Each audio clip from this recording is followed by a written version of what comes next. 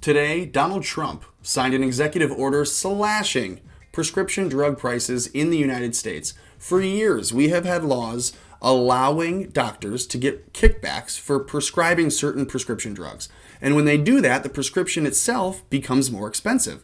And the only people that are forced to pay that are the insurers. Those are the insurance companies. Think the Blue Cross Blue Shield or Priority. So when you have Blues or Priority, they incur the cost and then they pass it on to you or your employer if you are so lucky as to have provided insurance by your employer. Employer provided insurance. If you are so lucky, then they're paying it. So somebody is paying these doctors to prescribe you and your family massive opioids and other prescriptions that you may not need. So Donald Trump has made an admission since he was elected, actually, because for years we have had speeches on the Capitol from people like Bernie Sanders up through all kinds of Republicans who have said the prescription drug costs, the reason that healthcare costs so much for a family of four, the insurance alone is sometimes unaffordable. That's right, we had the big Affordable Care Act. We're going to socialize all medicine because 9 million people out of the 350 million in the country can't afford it. So it is unaffordable for some. This will make it so much better because now insurance companies won't have to pay these extreme drug prices because the drug companies won't be able to charge so much for those drugs because of this executive order. No longer will you receive kickbacks. No longer will the government be allowed to set minimums for certain drugs to cost. Isn't that nuts that the government says, hey, you could make a knockoff insulin synthetic and it could cost $1 per shot or something ridiculous, but we're going to set the minimum much, much higher because we don't want the economy of prescription drugs to be hurt by a disruptor that all of a sudden makes everything super cheap. So let's just read exactly what this is going to do. This is from Forbes yesterday, going through why this is happening and what it will do. Says the rising cost of prescriptions remains a pressing problem in the United States and one that drives votes. The Kaiser Family Foundation last September found that 70% of respondents felt lowering prescription drug costs should be a top priority for Congress. While Trump is expected to sign orders this week, he did today, it's important to note that they will not be immediately enforceable. The regulatory process could take months, which means they won't be implemented until early in November, or even not before early November. So they're going to hold this out until after the election because of regulations. Oh, I got to stamp it, and then my boss has to stamp it, and then someone else has to stamp it above him, and so let's wait until let's make sure he wins the election before we do right for the people. The critical quote is this. One of my greatest priorities, this is from Donald Trump, is to reduce the price of prescription drugs. In other countries, these drugs cost far less than what we have to pay in the United States. That's what he said in his first State of the Union in 2017.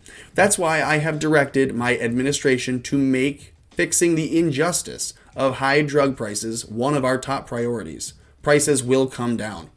The president continues to explore any and all options that will deliver lower drug costs while ensuring that we have access to the most innovative vaccines and therapeutics in the world. Now, that was a statement from the White House spokesperson Judd Deere earlier this week. You have other points being made here. 1.4 million, that's the number of unemployment claims filed last week. So they're trying to pose this in Forbes as, hey, Donald Trump's doing this because he wants a win in the news right now. But as you can see, they've been calling for this for almost 4 years. We're dropping prescription drug prices not because we want to hurt the economy, not because it's going to be a small win for lower and middle class families. No.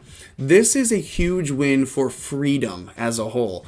If you have our entire medical system right now regulating what the minimum price of a drug can be, at the same time, you have doctors who are being paid to prescribe specific drugs.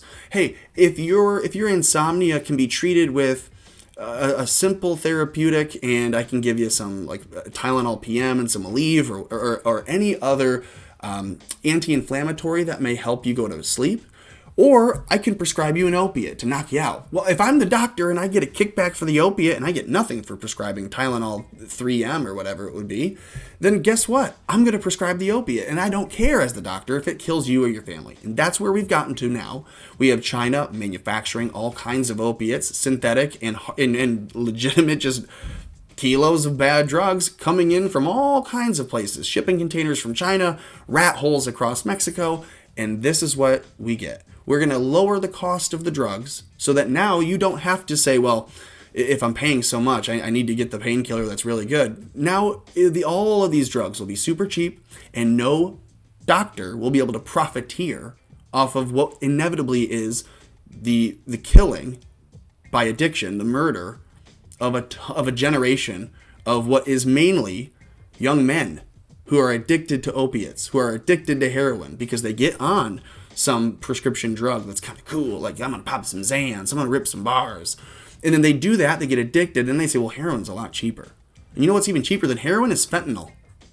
And who do you think makes fentanyl? China. And where do you think it comes into the country from? Mexico.